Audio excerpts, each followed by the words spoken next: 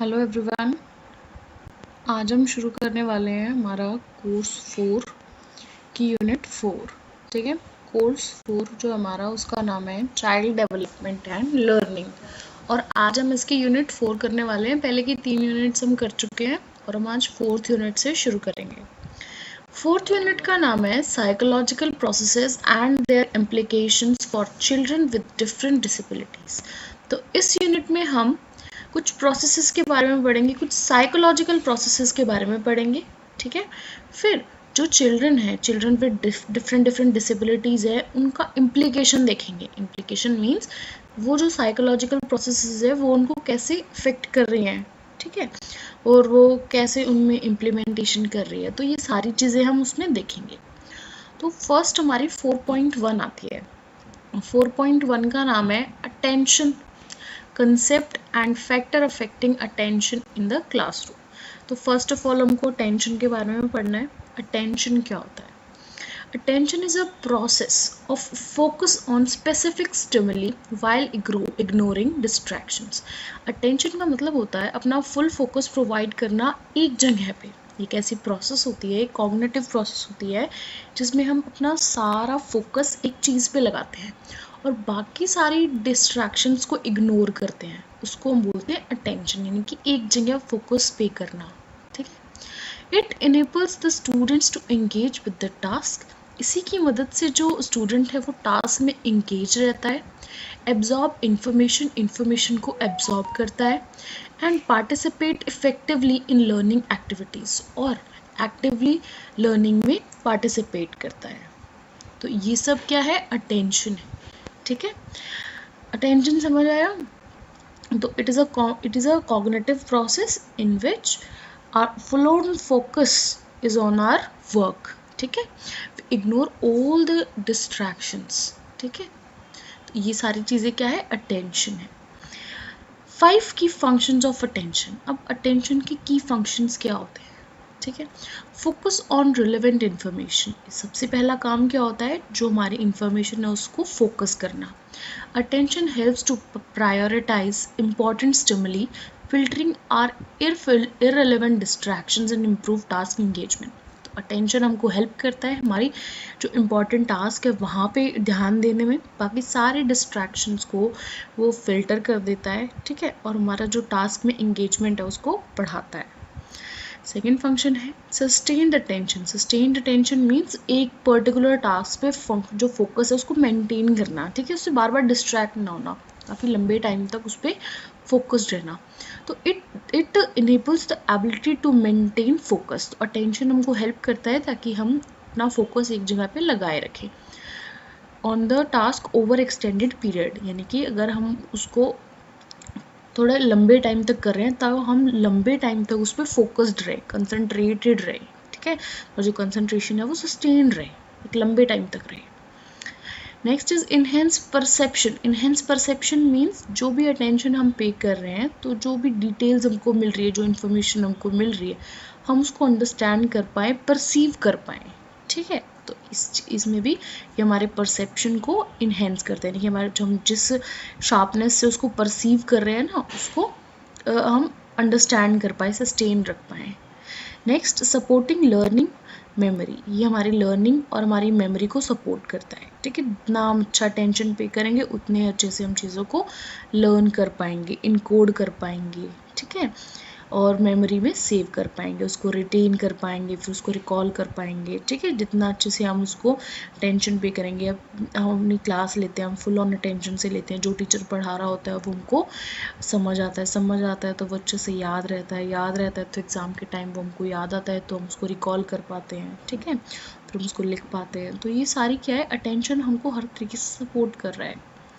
Facilitate task switching. अब task switching means attention जो है allows for shifting between task और activities without losing the track और progress.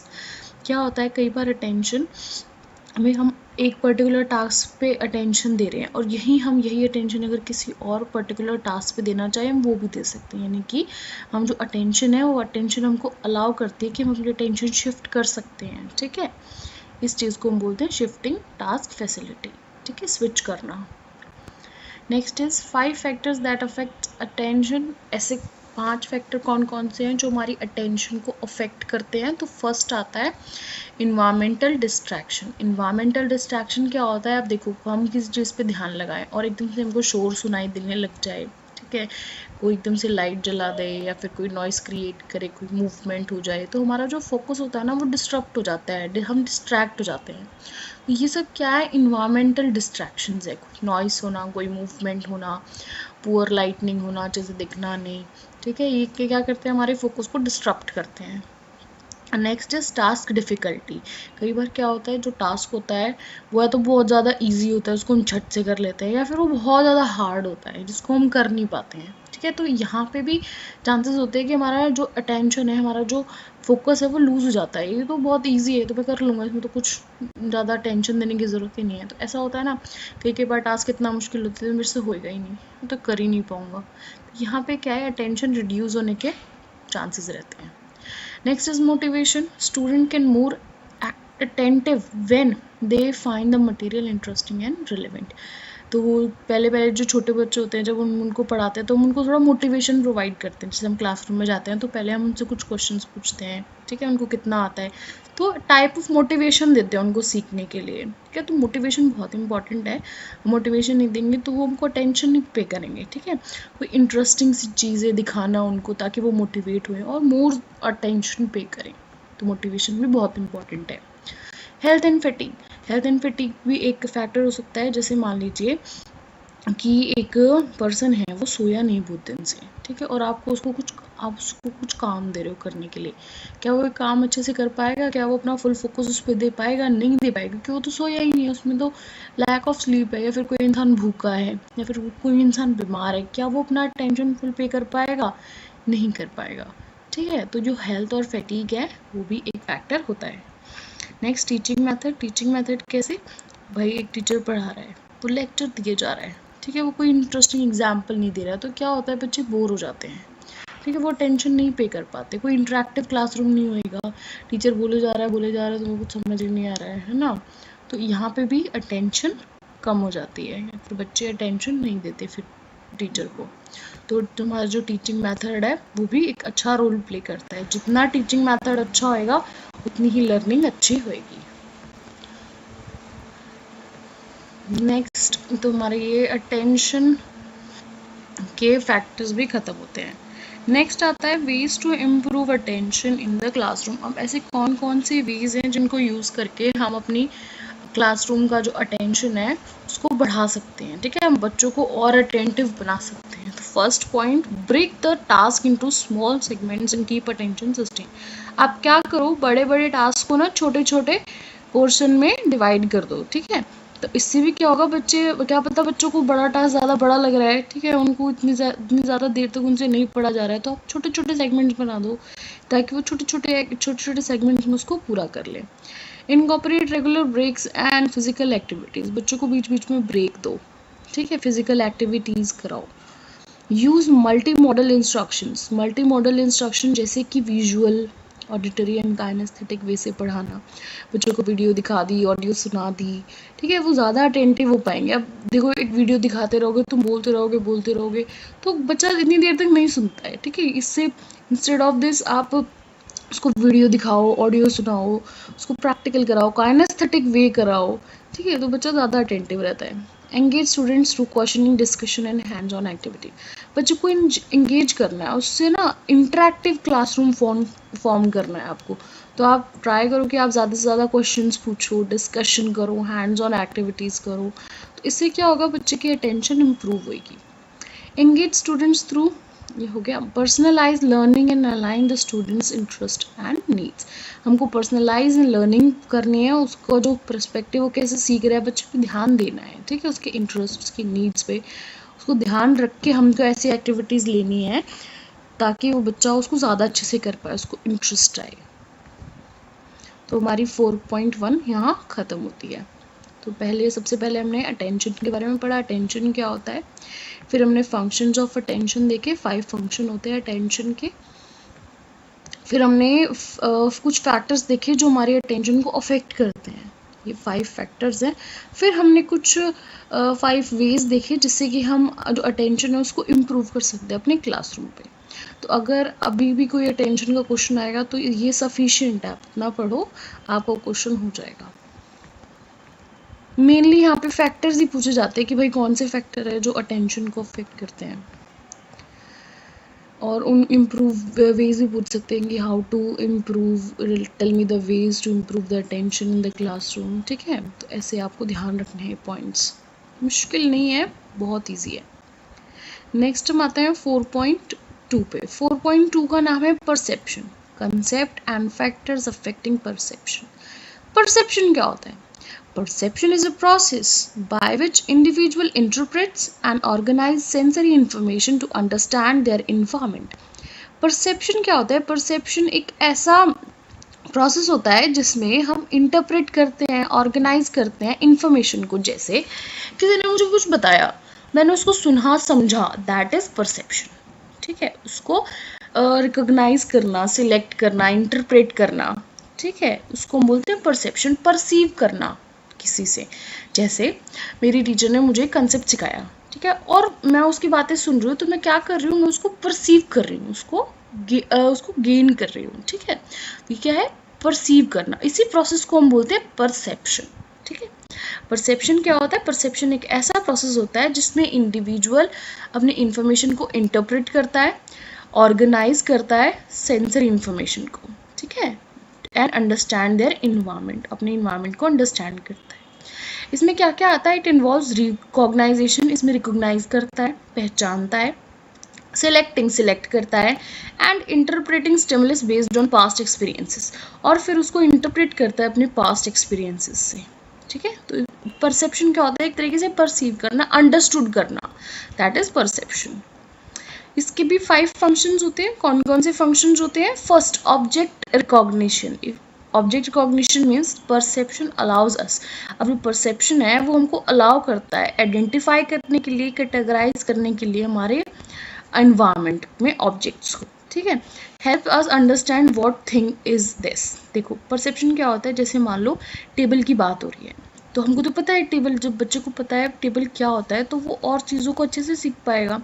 जैसे मैं कहती हूँ टेबल पे फ्रूट्स रखे हैं, ठीक है, उसको पता है टेबल क्या होता है, उसको पता है फ्रूट्स क्या होता है, तो टेबल पे फ्रूट्स रखे हैं, तो ही नोज द वर्ड्स, ठीक है, उसको मतलब पता है।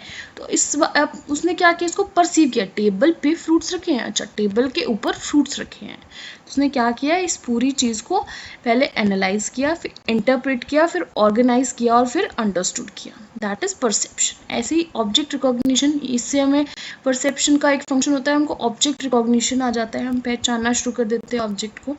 Special organization, it helps to understand the position in the space, ये हमको लोकेशन को समझने में हेल्प करता है। जैसे मैंने आपको बोला ना टेबल पे फ्रूट्स रखे हैं, तो टेबल पे फ्रूट्स रखे हैं यानी कि टेबल के ऊपर फ्रूट्स रखे हैं, दैट इज स्पेशल ओरिएंटेशन, कि स्पेस में क्या ओरिएंटेड है।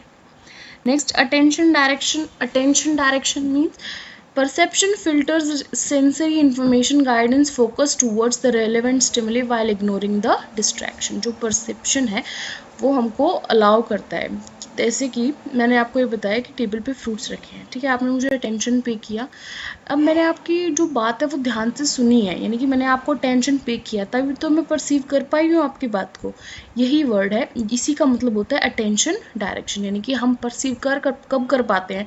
जब हम उस चीज़ पे पूरी अटेंशन दे रहे होते हैं। ठीक है, जैसे टेबल पे फ्रूट्स रखे हैं, तो मैंने आपको अटेंशन पे किया, तो मुझे समझ आ गया हाँ टेबल पे फ्रूट्स रखे हैं। ठीक है, ऐसे। Next, interpretation of sensory information, ये हमको हेल्प करता है सेंसरी इन्फॉर्मेशन को इंटरप्रेट करने में, जैसे लाइट, साउंड, ठीक है, तो हमको पता है ये सारी चीज़ें क्या है, it creates a meaningful understanding. आजकल क्या होता है, स्पॉटलाइट, जैसे कोई स्टेज पे कोई स्टार खड़ा है, तो सारी स्पॉटलाइट्स उस पर एकदम से आके उसको उस पर ही पड़ती हैं, लाइटनिंग होती है, तो क्या होता है इससे, यानी कि वहाँ पे हमको देखना है, एक तरीके की अटेंशन फॉर्म हो जाती है। ठीक है, that is sensory information. Next is interaction with environment. ऐसे ही परसेप्शन क्या होता है, एक तरीके से हम अपने इन्वायरमेंट से इंटरेक्ट कर रहे होते हैं, उसको समझ रहे होते हैं। ठीक है, तो ये सब क्या है, जो एक्सटर्नल स्टिमुलीज हैं उनको हम रिस्पॉन्स देते हैं, फिर उनसे हम कुछ परसीव करते हैं, that is interaction with environment. अब हमारे कौन कौन से फैक्टर्स हैं जो हमारे परसेप्शन को अफेक्ट करते हैं, ठीक है।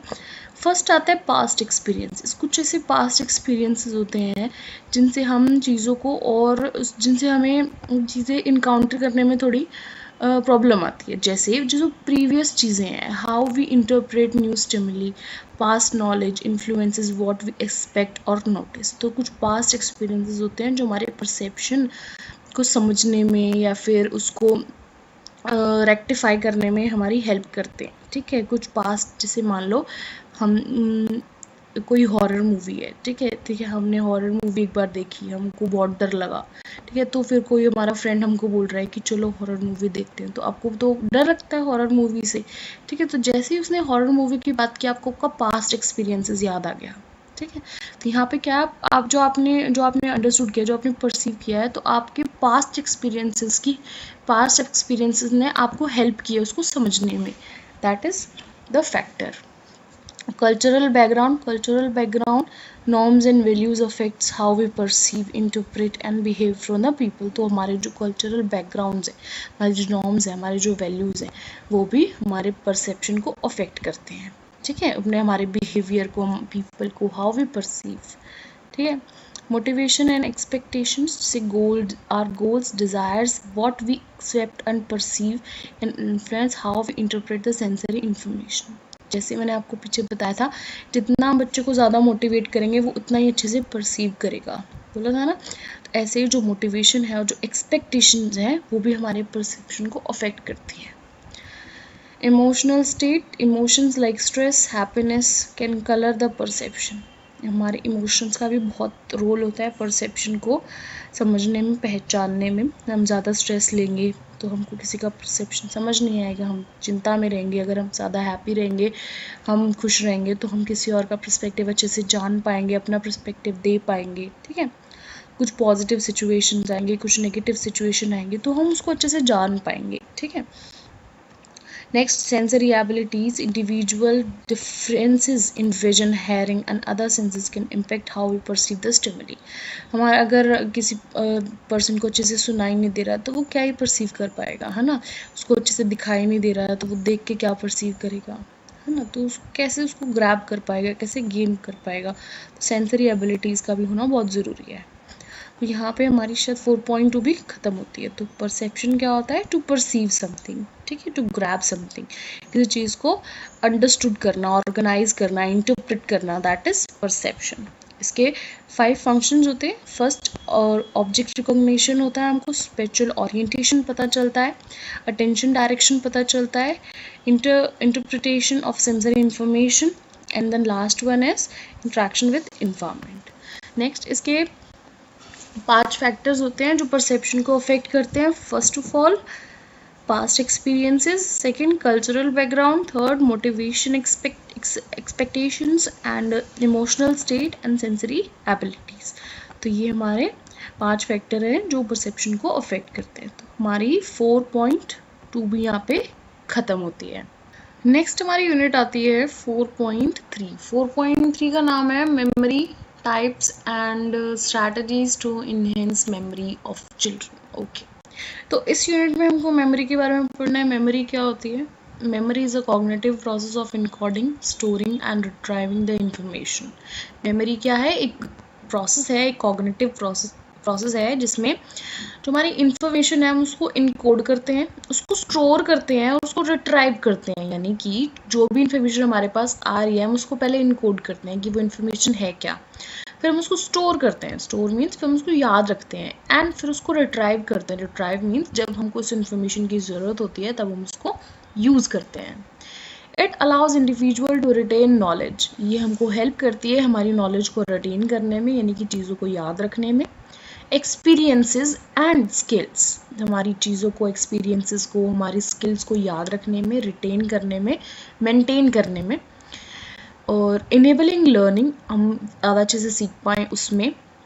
Problem solving and adaptations to new situation, और चीज़ों प्रॉब्लम्स को सॉल्व करने में और न्यू चीज़ों को अडेप्ट करने में, नई सिचुएशंस को समझने में, उनसे डील करने में हमको हमारी मेमोरी हेल्प करती है। तो मेमोरी एक ऐसा कॉग्निटिव प्रोसेस है जिसमें हम अपनी इंफॉर्मेशन को इनकोड करते हैं, उसको स्टोर करते हैं और उसको रिट्राइव करते हैं। ये हमको हेल्प करती है हमारी नॉलेज को रिटेन करने में, एक्सपीरियंसेस को और स्किल्स को। हम अच्छे से सीख पाएँ, अपनी प्रॉब्लम्स को सॉल्व कर पाएँ, न्यू स्किल्स को अडेप्ट कर पाएँ। तो इन सब चीज़ों में जो मेमोरी है वो हमको हेल्प करती है। हमारे पास बहुत सारे टाइप्स हैं मेमोरी के, हम कुछ 5 पढ़ेंगे। फर्स्ट आता है सेंसरी मेमोरी। सेंसरी मेमोरी कौन सी मेमोरी होती है? जो हमारे सेंसरी इन्फॉर्मेशन से हम जिसको ग्रैब करते हैं फॉर फ्यू सेकेंड्स, जैसे देखना, सुनना, हमने कुछ सुना, हमने कुछ देखा। तो ये सब क्या है? जो सेंसेस, जो मेमोरी हम सेंसेस से ले रहे हैं अपनी, देख के सुन के फील करके। तो ये सारी इन्फॉर्मेशन हमको हमारे सेंसेस से मिल रही है। तो ये ऐसी इन्फॉर्मेशन होती है, ऐसी मेमोरी होती है जो फ्यू सेकेंड्स के लिए हमारे पास होती है। Next is short term memory. Short term memory ये ऐसी मेमोरी होती है, ये ऐसी इन्फॉर्मेशन होती है जो एक शॉर्ट पीरियड के लिए हमारी मेमोरी में सेव रहती है। तो these are the temporarily stores.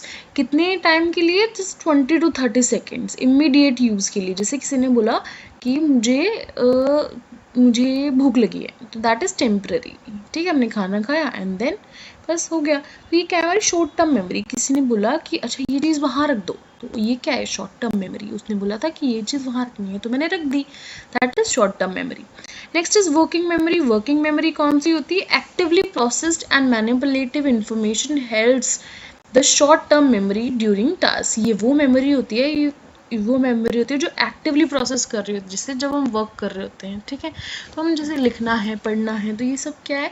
हम एक्टिवली अपनी मेमोरी का यूज़ कर रहे हैं। They are also in term as short term memory. इसको भी हम शॉर्ट टर्म मेमोरी में ही लेते हैं, लेकिन हम कब करते हैं इसको? जब हम वर्क कर रहे होते हैं, हम किसी काम में बिजी होते हैं। ठीक है, next is long term memory. Long term memory ऐसी इंफॉर्मेशन जो लंबे टाइम तक स्टोर रखनी है हमको, उसको हम बोलते हैं लॉन्ग टर्म मेमोरी। इसके दो टाइप्स होते हैं, एक होता है एक्सप्लिसिट, एक होता है इम्प्लिसिट। एक्सप्लिसिट होता है डिक्लेरेटिव, ठीक है, जिसमें हमारा कॉन्शियस माइंड वर्क कर रहा होता है। एक होता है नॉन डिक्लेरेटिव, जो हमारी इम्प्लिसिट होती है उसको हम नॉन डिक्लेरेटिव बोलते हैं। इसमें क्या होता है? जो हमारा अनकॉन्शियस माइंड होता है वो वर्क कर रहा होता है। फर्स्ट हमारा आता है एक्सप्लिसिट। एक्सप्लिसिट में हमारे दो टाइप्स होते हैं, एक होता है सिनेमेटिक मेमोरी और एक होता है एपिसोडिक। सिनेमेटिक मेमोरी कौन सी होती है? जिसमें हम जनरल नॉलेज के बारे में बात करते हैं, फैक्ट्स के बारे में बात करते हैं। जैसे किसी ने हमसे पूछा कैपिटल ऑफ फ्रांस कौन सी है, अगर हमको याद होगा तो हम इसका आंसर कैसे देंगे? हमारे कॉन्शियस माइंड से देंगे। ठीक है, तो ये क्या है? एक हमारी एक्सप्लिसिट मेमोरी है। एपिसोडिक मेमोरी, जैसे कोई हमसे पूछता है कि आपका बर्थडे कब है, तो हमको सोचना है, हाँ इस दिन मेरा बर्थडे है। ये क्या है? एक्सप्लिसिट मेमोरी, जिसके लिए हमारा कॉन्शियस माइंड वर्क करता है। एक होता है इम्प्लिसिट मेमोरी। इम्प्लिसिट मेमोरी कौन सी होती है? जिसमें हमारा अनकॉन्शियस माइंड वर्क करता है। जैसे प्रोसीजरल मेमोरी, जैसे हमको बाइक राइड करनी है, खाना बनाना है, तो इसमें क्या हमारा अनकॉन्शियस मेमोरी है, यानी कि हम इस टास्क को रोज़ कर रहे हैं तो हमको पता है ये कैसे करना है। ठीक है, इसमें हमको ज़्यादा सोचने की ज़रूरत नहीं है। प्रिमिंग क्या होता है? Previous experiences influence the stimulant response. Means इसमें हमारे जो प्रीवियस एक्सपीरियंसेस हैं, हम एक चीज़ को इतनी बार एक्सपीरियंस कर चुके होते हैं कि हमको उसके बारे में सोचने की ज़रूरत नहीं होती, हम खुद ब खुद उसको कर सकते हैं, उसमें कुछ सोचने की ज़रूरत नहीं होती। तो वो ऐसी मेमोरी होती है अनकॉन्शियस मेमोरी। ठीक है, नेक्स्ट आता है prospective memory. Prospective memories means जो हमको फ्यूचर में याद रखने, जैसे किसी ने मुझे कोई चीज़ बताई और वो मेरी फ्यूचर में काम आने वाली है, तो ये कौन सी मेमोरी है? Prospective memory. ठीक है, remembering to perform future task. ऐसी मेमोरीज अपने माइंड में स्टोर करना जो हमको फ्यूचर में हेल्प करेगी। जैसे रिमेंबरिंग एन अपॉइंटमेंट, कि मुझे तो एक हफ्ते बाद डॉक्टर का अपॉइंटमेंट लेना है। ठीक है, तो मैं अभी से याद रखूँगी तब मैं ले पाऊँगी। दैट इज़ जो हम कुछ टाइम के लिए याद रखते हैं, जो हमको फ्यूचर में काम आती है। ठीक है, तो ये था हमारा मेमोरी समझ आया? मेमोरी के कुछ टाइप्स होते हैं, 5 टाइप्स होते हैं। Sensory, short term, working memory, long term memory. Long term memory के 2 टाइप्स होते हैं, एक्सप्लिसिट और इम्प्लिसिट। Next prospective memory. तो ये हमारे 5 टाइप है मेमोरी के। Next is 5 effective strategies to enhance memory. अब ऐसी 5 स्ट्रेटजीज बताओ जिससे हम एक बच्चे की मेमोरी को इन्हेंस कर सकते हैं, यानी कि उसको याद रखने में हेल्प कर सकते हैं। उसकी जो इन्फॉर्मेशन उसके माइंड में स्टोर हो रही है उसको हम इन्हेंस कर सकते हैं। कैसे कैसे? यूज़ मल्टी सेंसरी लर्निंग, हमको मल्टी सेंसरी लर्निंग का यूज़ ज़्यादा करना है। मल्टी सेंसरी से क्या होगा, बच्चा है हम उसको एक्सपेरिमेंट्स करके दिखाएंगे, ठीक है, तो क्या होगा, उसको सेंसेस का यूज़ होगा, ठीक है, उसको विजुअल एड्स देना, हैंड्स ऑन एक्टिविटी कराना, या फिर उसको ऑडियो एक्सप्लेनेशन देना। तो ये सब क्या है, बच्चे को वो ज़्यादा दिन तक याद रहेगा जब उसके मल्टीपल सेंसेस एक साथ वर्क करेंगे। Sorry. Next is encourage active recall. Encourage active recall means आपने कोई चीज़ पढ़ाई, फिर आप उस पर क्विज ले लो, क्वेश्चन पूछ लो, डिस्कस कर लो, ठीक है। तो ये सब क्या है, ये सब चीज़ें हेल्प करते हैं बच्चों को उस इन्फॉर्मेशन को ज़्यादा देर तक याद करने में, ठीक है, उसको रिव्यू करने में। तो अगर मैंने बच्चों को कोई कंसेप्ट पढ़ाया और मैं उससे थोड़ी देर बाद उसकी क्वेश्चनिंग करूँ तो मुझे पता चल जाएगा उसको कितना आता है, उसको कितना याद है, ठीक है। अगर उसको कुछ याद नहीं है तो उसको रिकॉल करा देंगे। नेक्स्ट आता है चंक इन्फॉर्मेशन। चंक इन्फॉर्मेशन क्या है, जिससे आप कोई बड़ी इन्फॉर्मेशन दे रहे हो, लेकिन बच्चा क्या है, बड़ी इन्फॉर्मेशन नहीं याद कर पाएगा, तो आप क्या करो, उसको छोटे छोटे पार्ट्स में डिवाइड कर दो, उसको थोड़ी थोड़ी इन्फॉर्मेशन दो। तो इससे क्या है कि बच्चे को इन्फॉर्मेशन भी याद रहेगी और साथ के साथ उसको स्मॉल स्मॉल पार्ट्स में आप दोगे तो वो इजी टू अंडरस्टैंड बन जाएगा उसके लिए। तो break the information into small and manageable chunks. For example, divide a long list into the categories, ठीक है, बड़ी बड़ी चीज़ों को छोटी छोटी चीज़ों में डिवाइड कर दो। Chunking makes it easier. इससे क्या होगा कि उसका जो कंसेप्ट है वो ईजी हो जाएगा for brain to process. Brain जो है उसको अच्छे से उसको ईजिली प्रोसेस कर पाएगा and store information for the long term memory, और फिर उसको वो चीज़ ज़्यादा दिन तक याद भी रहेगी। Next is incorporate mnemonics. Incorporate mnemonics means कुछ राइम्स देना बच्चों को, एक्रियन देना। जैसे जो छोटे बच्चों की टीचर्स होती हैं, जो प्राइमरी टीचर्स होती हैं, वो क्या करती हैं, बच्चों को राइम्स याद कराती हैं, ठीक है, ताकि बच्चों को याद रहे। जैसे एनसीईआरटी में एक पोएम है, ऊँट चला भाई ऊँट चला, हिलता डुलता ऊँट चला, ठीक है। तो ये क्या है, बच्चों को ऊँट के बारे में पता चलेगा, वो हिलता डुलता चलता है, तो बच्चे क्या करेंगे, उसको राइम्स में याद करेंगे, ठीक है। जैसे मछली जल की रानी है, जीवन उसका पानी है, तो ये क्या है, ये राइम्स है, ये बच्चों को हेल्प करती हैं और ज़्यादा जानने में। मछली के बारे में उनको पता चला वो पानी में रहती है, ठीक है। तो ऐसे use the memory aids like rhymes, acronyms and visualization to help the child and remember the facts and concept. तो ये हेल्प करती हैं बच्चों को विजुअलाइज करने में, फैक्ट्स को रिमेंबर करने में, कंसेप्ट्स को क्लियर करने में, ठीक है। Mnemonics create association that makes the information more memorable. जो मेनेमोनिक्स होते हैं वो हेल्प करते हैं इस इंफॉर्मेशन को ज़्यादा इन्फॉर्मेटिव बनाने के लिए और उसको मेमोरेबल बनाने के लिए। Next is practice space repetitions. इसमें क्या होता है, बच्चे को एक चीज़ सिखाई, ठीक है, अब एक छोटे से पीरियड ऑफ टाइम के बाद उसको वो चीज़ें रिकॉल कराना, ठीक है, उसको हम बोलते हैं प्रैक्टिस कराना, रिपीटेशन कराना एक बच्चे को। तो reviewing the information at spaced intervals over the time, बच्चे को थोड़े टाइम बाद उसको फिर से रिकॉल कराना। अदर देन क्रैमिंग, हमको क्रेमिंग नहीं करानी है, हमको रिकॉल कराना है। This method strengthen the memory. इस मेथड से हम उसकी मेमोरी को स्ट्रेंथन कर सकते हैं bye consolidating information in long term memories through gradual reinforcement। तो हम ऐसे उसको अच्छे से याद करा सकते हैं वो सारी चीज़ें। तो ये 5 स्ट्रैटेजीज हैं जिनका यूज़ करके हम उसकी मेमोरी को इन्हेंस कर सकते हैं। First of all, use multi sensory learning, encourage active recall, chunk information, incorporative mnemonics and practice spaced repetitions, ठीक है। तो ये 5 हैं। तो ऐसे हमने मेमोरी के बारे में पढ़ा, मेमोरी के कुछ टाइप्स पढ़े, फिर हमने इफ़ेक्टिव स्ट्रैटेजीज देखी कि हम कैसे मेमोरी को इन्हेंस कर सकते हैं। तो हमारी 4.3 भी यहाँ पे कंप्लीट होती है।